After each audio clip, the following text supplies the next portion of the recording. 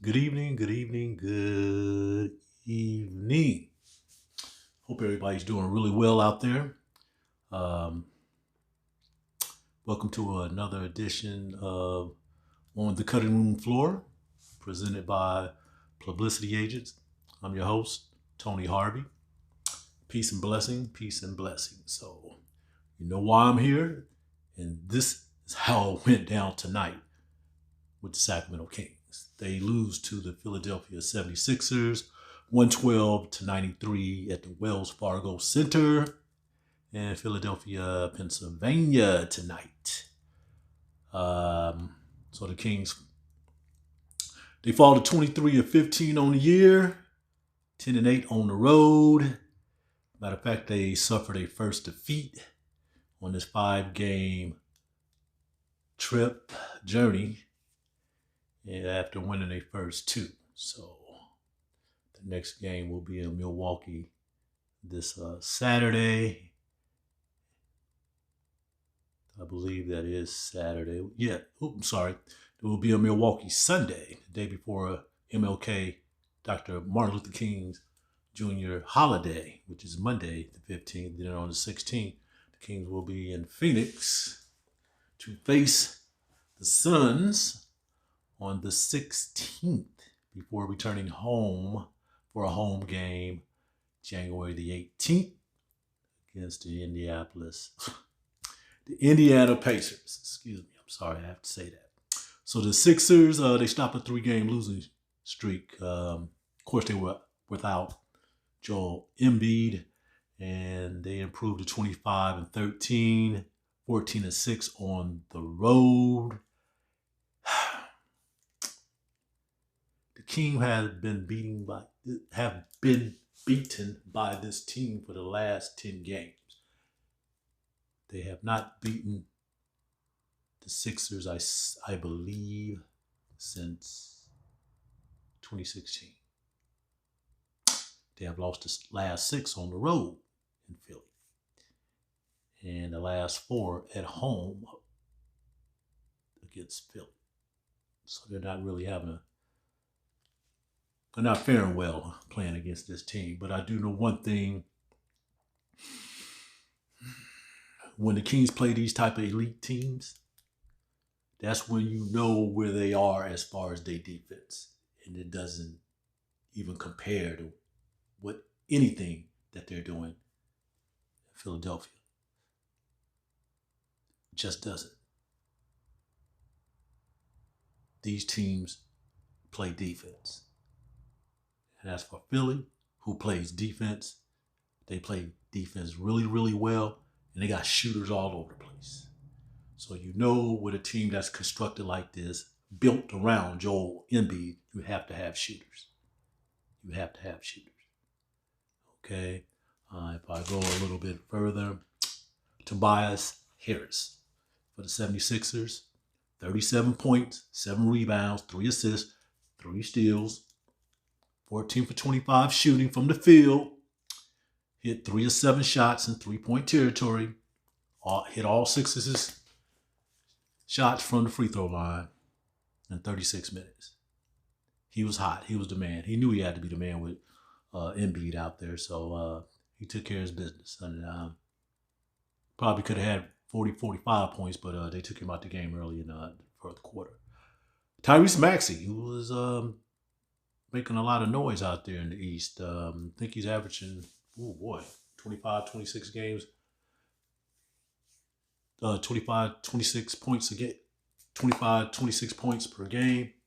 Eastern Conference. Looking really, really good out there. Definitely should get a nod for the NBA All-Star for 2024, but he looked good. He had 21 points, 3 rebounds, 4 assists, 3 steals, and 3 blocks. 2 of them in the first half. Yes. He is a proven guard in this league, no doubt about it. And I think things kind of opened up for him when they traded Harden from Philly to the Brooklyn Nets, which we all know, the Brooklyn Nets shipped Harden off to the Clippers now. But since that time has come, Tyrese Maxey, he has been showing that he is a force in this league, especially out there in the Eastern Conference. I know he wanted to, do well on a national stage because this game was aired on ESPN. Nicholas Batum, who's been around since he's been around forever. He's been around for decades. He's been around for centuries. He's been around for millenniums. Anyway, 14 points, six rebounds, 3 assists, but it was 5 for 5 from the field. He hit all 4 of his shots in 3-point territory. Okay. He also had 3 steals, if I didn't mention that. Okay. It's defense. He did all of this in 25 minutes. Of course, he started. Another person I do want to mention is Mo Bamba. 11 points, 3 rebounds. 1 steal, 4 blocks. 4 blocks. He made a difference, especially in that first half. So the 76ers, they had 11 steals and 9 blocks in this game. They only shot 43% from the field, 40 of 93 attempts. But they made 15 of 35 in 3-point land, 3-point territory. So that makes a big difference. But 76ers, as you know, Nick Nurse, he is now the head coach of that team. And yeah, I don't know what they're doing, trying to move any pieces around for the trading deadline, but what they have right now is more than presentable. It's definitely acceptable quality, you ask me. So yeah, I'm not really,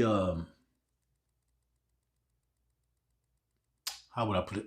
I wasn't really upset or disappointed or dismayed about the Kings' performance. I mean, the intensity and the urgency, it was there, but it wasn't at full blast, if you know what I mean. Okay, because they played enough not to get, letting the 76ers get like a 30 or 40 point spread on them. Okay, they played through it. They actually played through it. I mean, of course, it wasn't the performance that we were probably looking for, going against a team like this. And normally they have been playing, pretty well on national TV, when they ever get that opportunity. But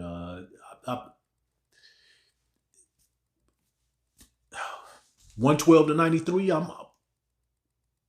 you can throw rocks at me or whatever. I'm okay with that.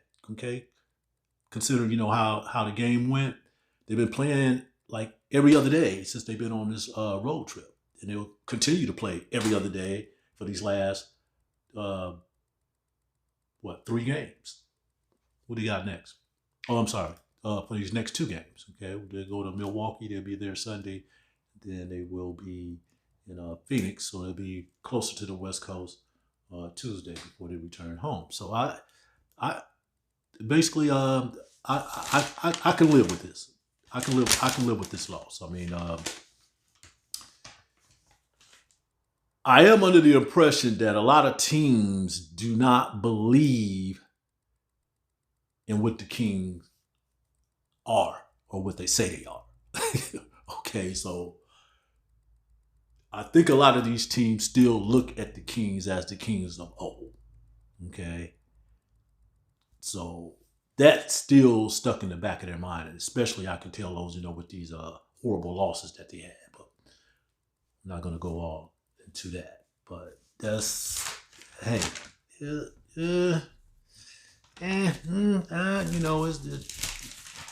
still consider that that they played well. So,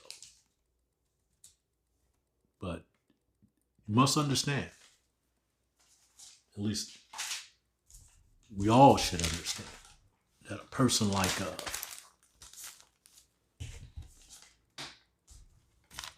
Tobias Harris, go back there.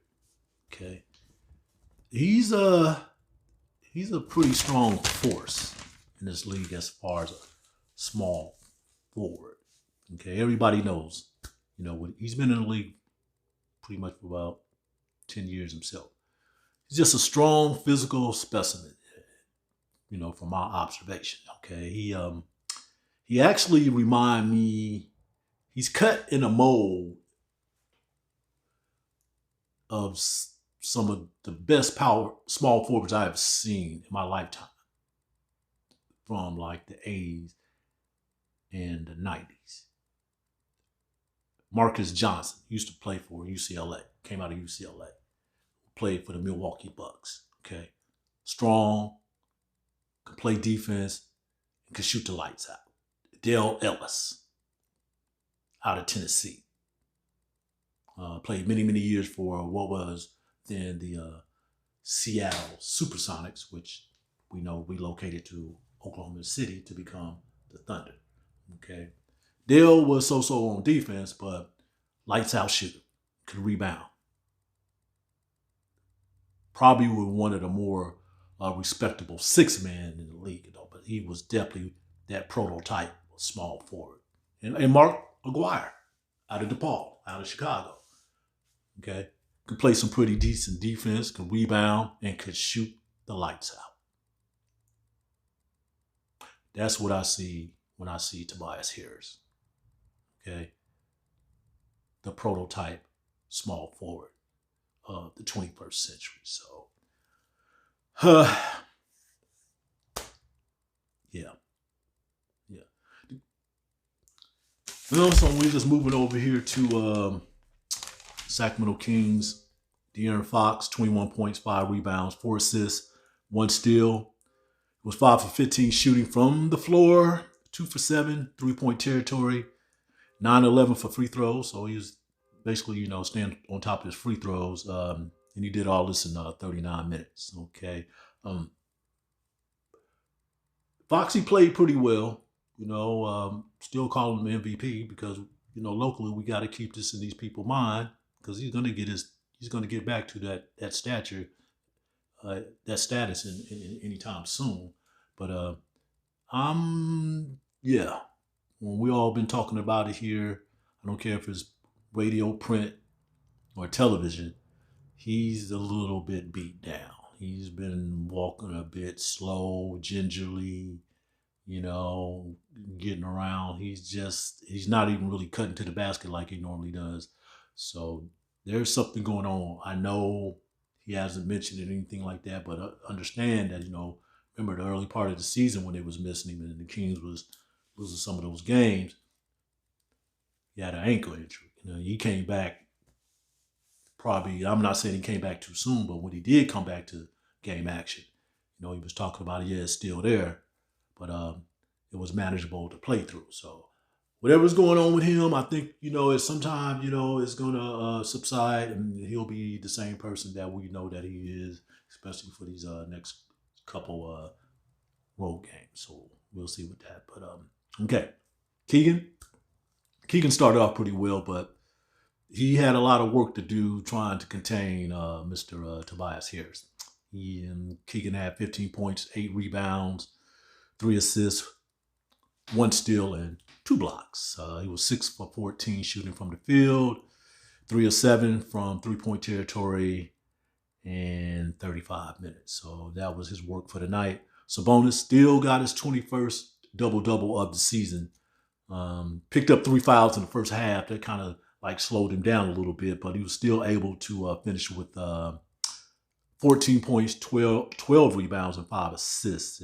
Like I said, those three fouls in the first half pretty much slowed him up a little bit. Malik Monk, 15 points, 1 rebound, 4 assists, 2 steals, and 1 block.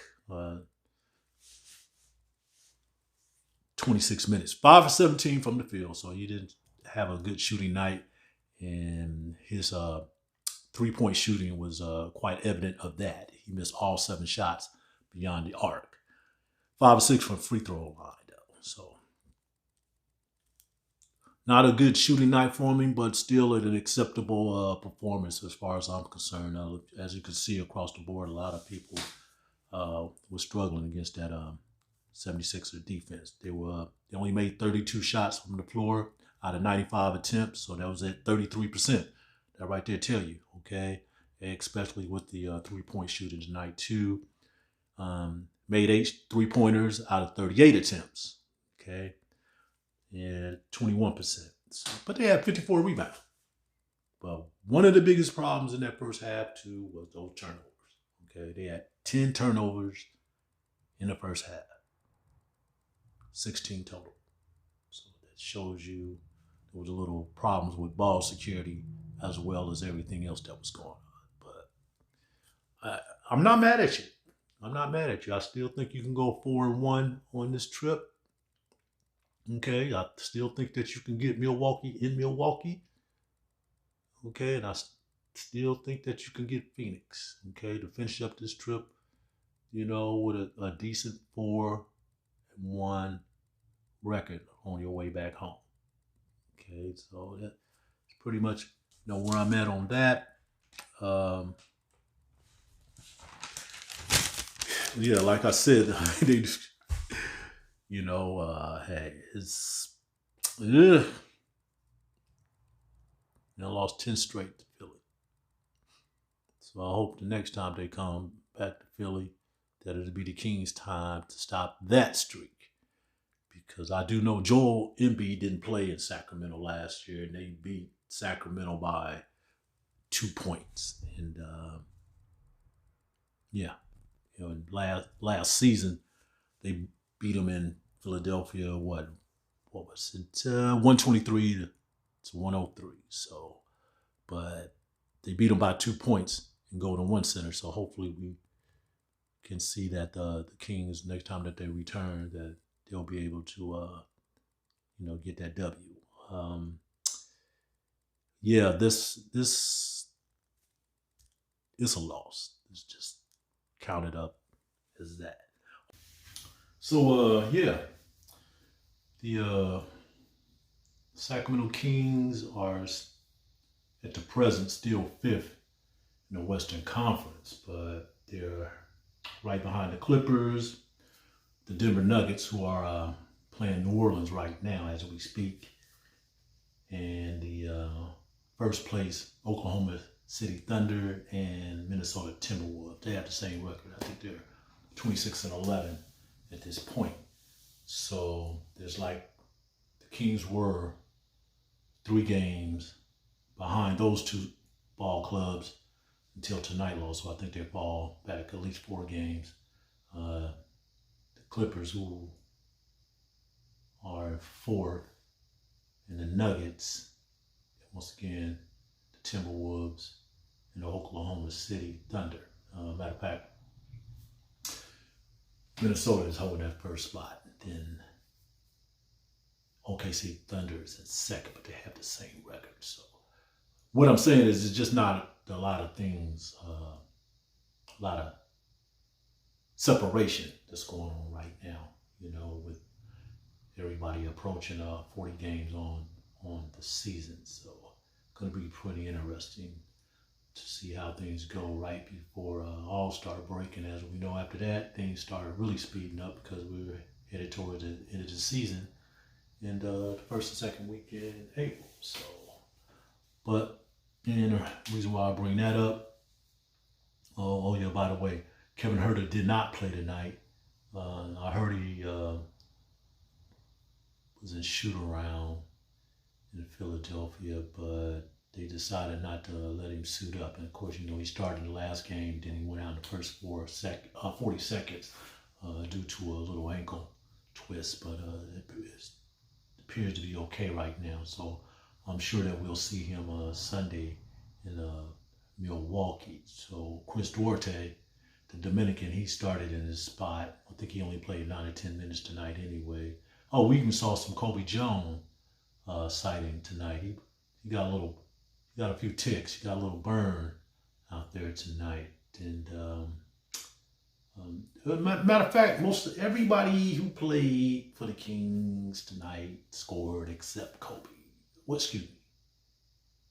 Yes, except Kobe. Everybody played. I mean, Kessler Edwards played. I think he hit a basket. Score. Of course, Keon Ellis, Davion Mitchell, they came in and they played as well. But and where I'm going with this is because they did say something about I did hear some reports today about Kevin Herter and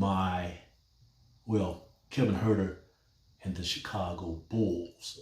I was listening to Kevin Gleason and Kyle Draper before the game, and then I did read a little report about it myself that the Bulls are interested in Kevin Herter. So that would mean they would have to come off of Zach LaVine. And other reports say that Zach LaVine has some interest in coming to Sacramento. Okay, he's been in Chicago for a few years. It looks like they're about to have a fire sale out there anyway. They're not just going to get rid of. They're not just going to trade away LaVine. There's some other players that they're looking for. I think Caruso, he's been in trade talks as far as Chicago. So let's see what happens there. There's always some interest there. Okay. They want Kevin Herter, and the deal is right. Something's on the table. Hey, he's there. Okay.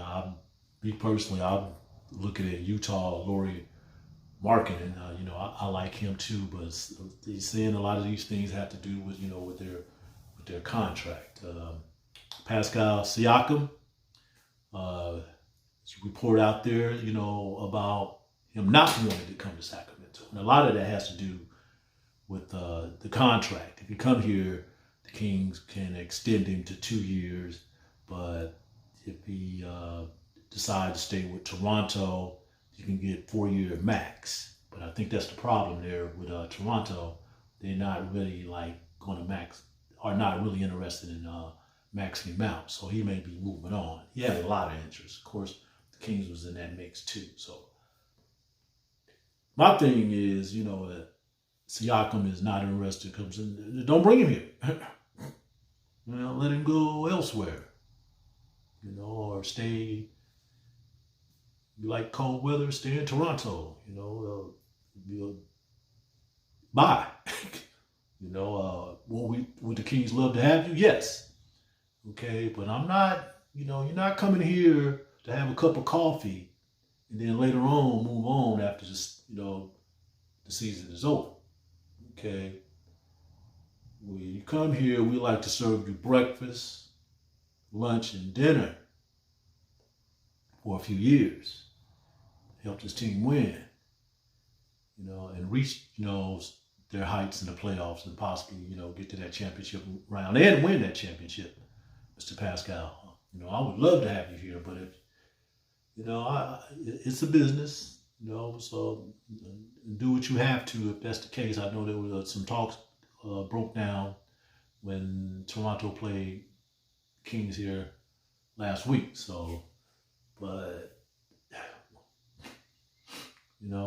not just for a cup of coffee and then you're on your way, bro. No, that's just my whole thinking about it now. If they're able to land you and convince you to stay here, I would love that. You're an all-star. Of course we would love you. You're a two-way player, and Kings need you. But if that's the case, hey, so be it. I know there's a whole bunch of other players out there who will probably be interested in coming and playing here because right now you have a pretty good, decent organization. Stomach growling again. I got to get something to eat. We are a pretty good, stable organization here right now. And I mean, from the front office, the administration, on down to the coaching staff, we got some great locker room guys. So, and we got a great city, Sacramento, California.